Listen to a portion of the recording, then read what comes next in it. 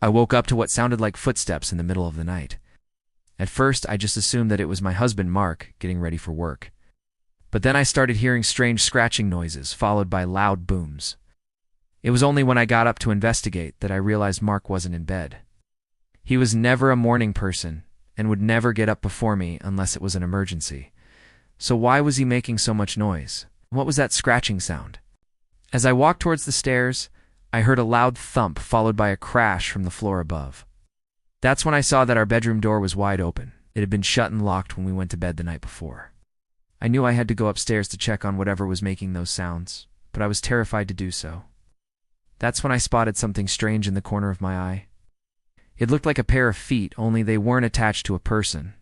They were small and pale and looked like they belonged to a child. Little feet were standing up straight like a person would, and I could see 2 tiny toes on each foot. But where was the rest of the body? I couldn't see anything else because it was too dark. All I could see were those 2 little feet standing there and moving around, and that's when the lights flickered on and turned off again. I screamed at the top of my lungs as I backed away from the bedroom door. I had no idea what was going on or what that thing was, but I knew I didn't want to find out.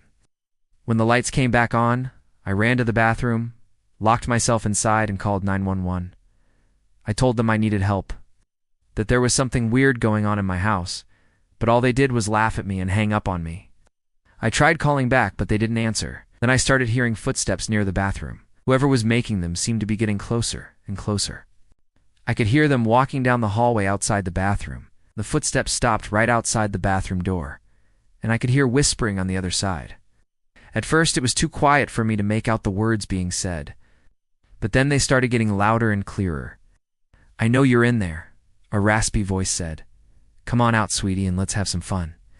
It sounded like the voice of an old man. Then I started hearing the sound of nails scratching against the wood. The sound grew louder, and soon I could see the bathroom door beginning to shake violently. Then the door handle started turning. I backed away from it, falling onto the bathtub. My heart was beating really fast, and I could feel tears streaming down my face. I didn't want that thing to get inside the bathroom with me. Then the door swung open, but it wasn't the thing that stepped inside. It was my husband, Mark. He looked confused and scared. "What happened?" he asked. "Why is the bathroom door open?" I quickly wiped away my tears and tried to calm myself down. I didn't want him to worry, so I just told him I must have left the door open, but he didn't believe me. "You never leave the bathroom door open," he said. "Besides, we both know someone's been in here. This door doesn't open by itself." Mark looked around the room, his eyes scanning everywhere. I didn't say anything. Instead, I watched him as he continued to look around. He suddenly noticed something on the floor. "What's that?" he asked, pointing to the hallway. When I looked, I could see the 2 little feet that I had seen earlier. But now there was something else there, too. Lying beside the feet were 2 old teddy bears. Before I could say anything, Mark picked one of the teddy bears up and stared at it like it had grown another head. "Don't touch that," I said. "Don't touch any of it." He looked at me like I was crazy, but he listened and put the teddy bear back down. Then he looked at me again. "Let's get out of here," he said. "Let's leave this place." We ran downstairs and out of the front door. Then we got into the car, and he drove us away from the house as fast as he could. We didn't stop until we reached my parents' house. They had no idea what had happened, but they were happy to let us stay with them for a while. I couldn't tell them about the things that I had seen and heard. They would just think I was insane. I spent the whole night sleeping in my childhood bed. It was until the next morning that I felt brave enough to go back to my own house. Mark and my parents went with me for support.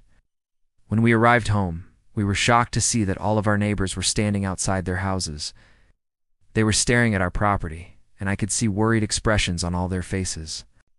One of the neighbors approached us. "Are you guys okay?" she asked.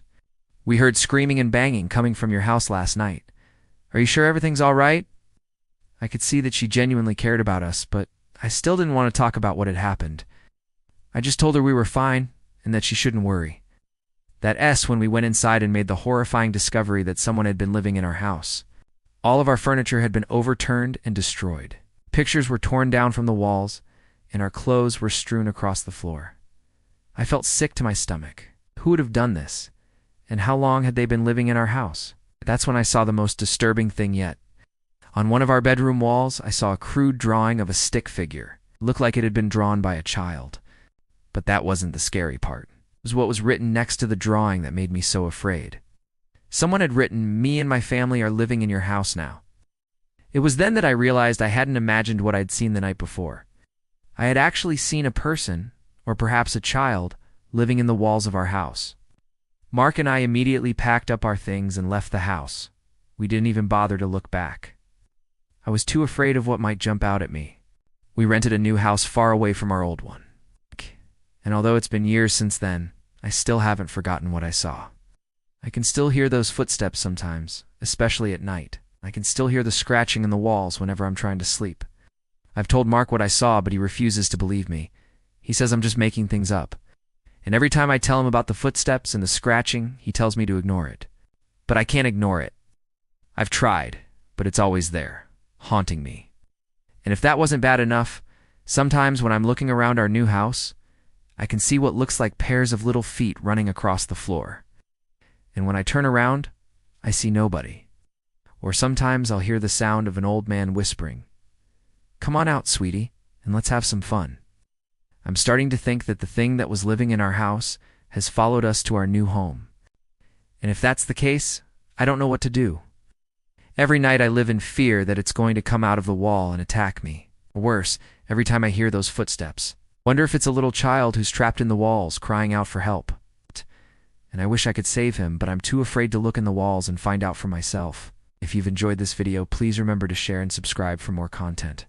Thanks for watching.